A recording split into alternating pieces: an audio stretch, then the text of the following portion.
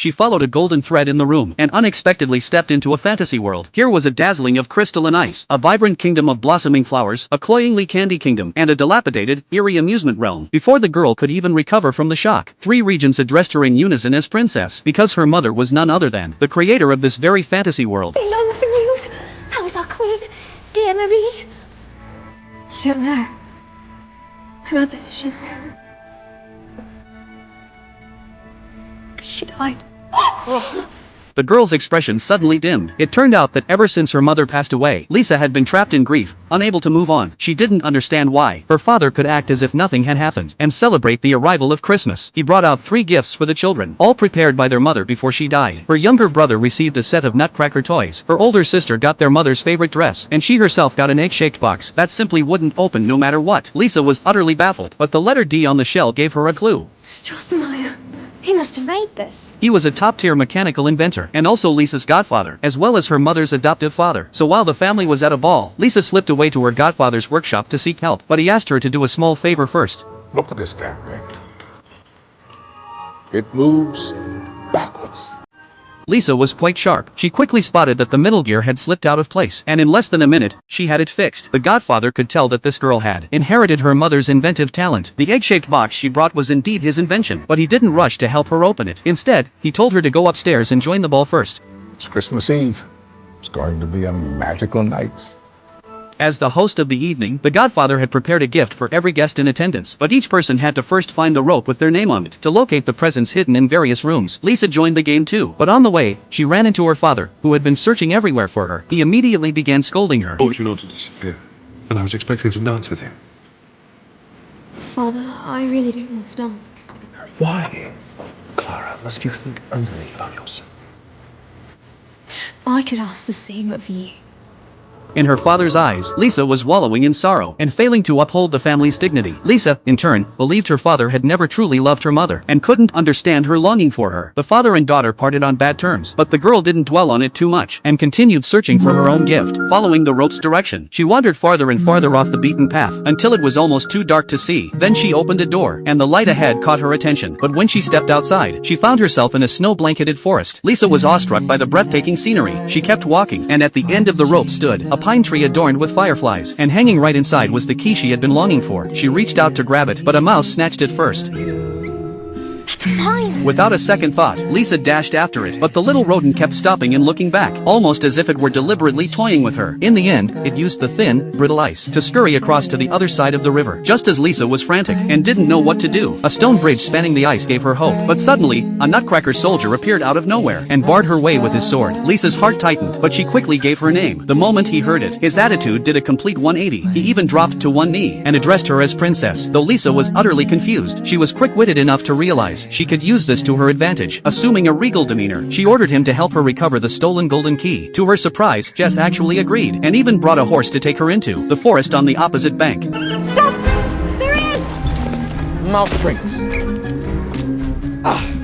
That diabolical little rodent. Lisa chased after him without hesitation, but the mouse was nimble. It darted into a tree hollow and vanished. Frustrated and furious at being toyed with again, Lisa vented her anger wildly at the tree hollow, completely unaware that a massive figure was slowly looming behind her. Countless mice had piled together into a giant. The giant of mice effortlessly snatched Lisa away. Fortunately, Jess arrived just in time, saving the girl from the jaws of death, so the two of them gave up on retrieving the key for now, and quickly rode off to escape the place. Once they emerged from that dark forest, a magnificent castle stood before them. Upon hearing of the princess's arrival, a ceremonial band had already been arranged to welcome her. Passing through the long, ornate corridor, the regents of 3 kingdoms were waiting for her in the Great Hall. They were the Flower King, the Snow King, and the Sugar Plum Fairy. Only then did Lisa finally understand. The place she had accidentally wandered into was a magical world created by her mother, Mary. This world was made up of 4 distinct kingdoms. The Sugar Plum Fairy, who ruled the Candy Kingdom, personally greeted Lisa. She dressed the girl in a magnificent silk gown, and as the music played once more, they were seated at the table, waiting for the celebration to begin. The Sugar Plum Fairy used a ballet to tell Lisa the history of the 4 kingdoms. The first 3 kingdoms were as dreamlike and beautiful as can be, but when it came to the 4th kingdom, her expression grew tense, and the music turned eerie and sinister. She told Lisa that, ever since Queen Mary had left, the once peaceful realm of amusement had fallen under the control of the Mother Ginger, who had turned it into the grim, dilapidated 4th kingdom. She had also assembled a massive army of rats, constantly harassing the other 3 kingdoms, in an attempt to conquer the entire magical world. After the performance ended, she led Lisa to a secret base, where a life transformation device stood. It could not only only bring toys to life, but also give them independent consciousness and genuine emotions. It was precisely with this device that Mary had created the entire fairy tale world. But after she took that key away, she never returned. The Sugar Plum Fairy couldn't help but worry. Now that they were defenseless, how could they possibly fend off Mother Ginger's invasion? Lisa suddenly noticed that this life device and her egg-shaped box were both made of the same kind of disc. It stood to reason that the golden key could also activate this device. I could go to the fourth realm. Oh no, it's too dangerous.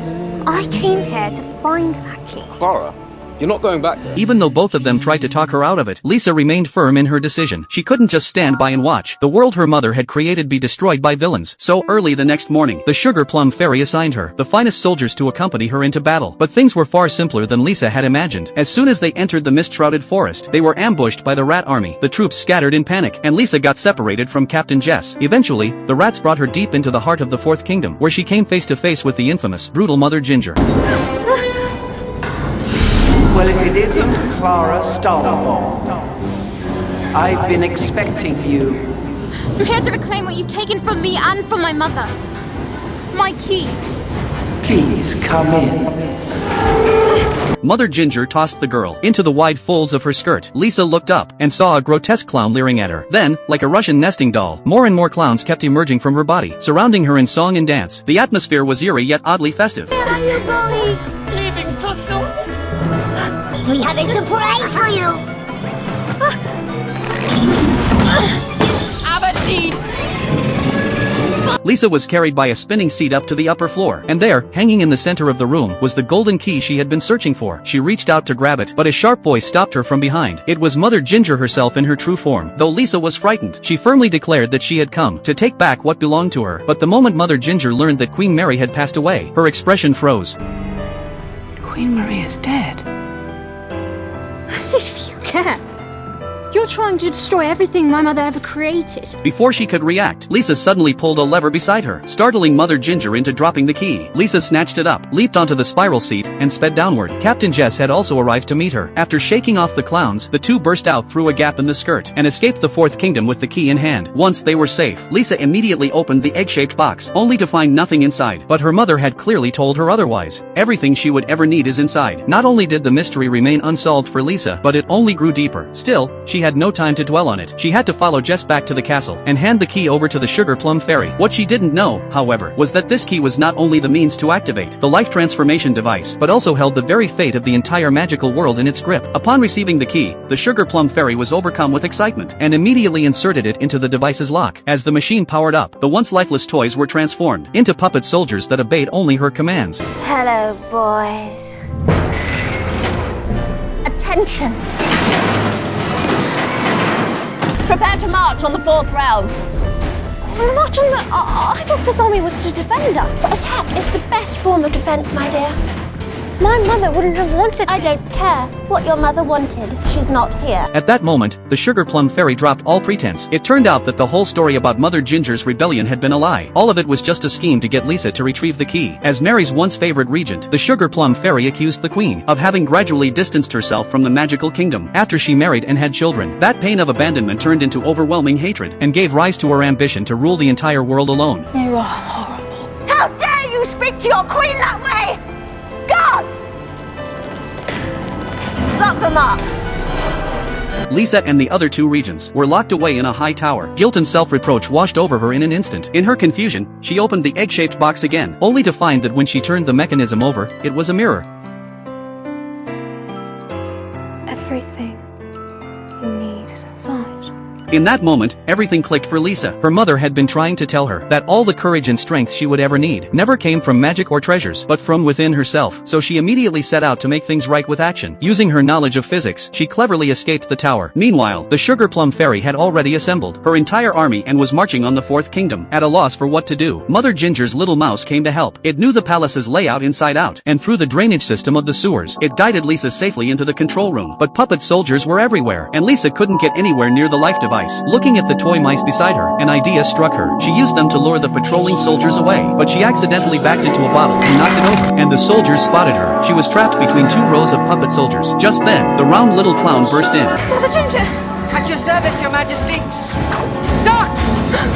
It turned out that Jess had already tipped off Mother Ginger in time and stayed behind to operate the giant and fight against the puppet army. Under Mother Ginger's protection, Lisa finally had a chance to try disassembling the device's gear structure, but as more and more soldiers flooded in, even Mother Ginger struggled to hold them off. Meanwhile, the Sugar Plum Fairy saw Jess emerging from beneath the giant's skirt and realized she had been lured away from her base. She rushed back to the castle at full speed and ordered her swarm of puppet soldiers to corner Mother Ginger, personally subduing her. To eliminate the threat once and for all, the Sugar Plum Fairy actually dragged her onto the transformation platform. This life machine, capable of giving life to all things, could also mercilessly turn its target back into a toy. Just as it was about to activate, Lisa, who had been hiding all along, could no longer stand by and do nothing. Lisa understood. The Sugar Plum Fairy had gone mad because she missed her mother. She tried to persuade her to let go of her obsession, just as she herself had done. But the Sugar Plum Fairy, consumed by ambition, was unmoved. A true queen does what's best for herself. Unexpectedly, the device's energy probe suddenly swiveled around and aimed straight at itself. The Sugar Plum Fairy let out a piercing scream, her body transforming amid crackling flashes of light into an ordinary candy doll. It turned out that Lisa, using her innate mechanical talent, had quietly reversed the life device's programming. At the same time, on the battlefield, the fierce puppet soldiers also lost their power one after another, reverting back to lifeless playthings. With the crisis resolved, the four kingdoms were restored to peace. Lisa had fulfilled her mission of protecting the magical world, and it was time for her to leave. This journey had given her more than she could have ever imagined. Please come back to the realms one day. Of course I will. Maybe one day you can come to my world. But when you miss someone, you remember them. And one day that'll make you smile. I promise you. Goodbye, Cobra. Just as she had come, Lisa crawled into the giant tree hollow and returned to the real world. But strangely enough, the Christmas dinner still hadn't ended. Lisa went to her father. Having been through that fantastical adventure, she had long since shed her former willfulness and stubbornness. Though she missed her mother dearly, she no longer wanted to miss out on the time she had with the rest of her family. This time, she took the initiative to invite her father for a dance. The music wove together into a gentle melody, flowing softly through the air. And with that, the movie came to an end. Losing a loved one is a long goodbye, but those who remain should cherish every moment and live their lives well.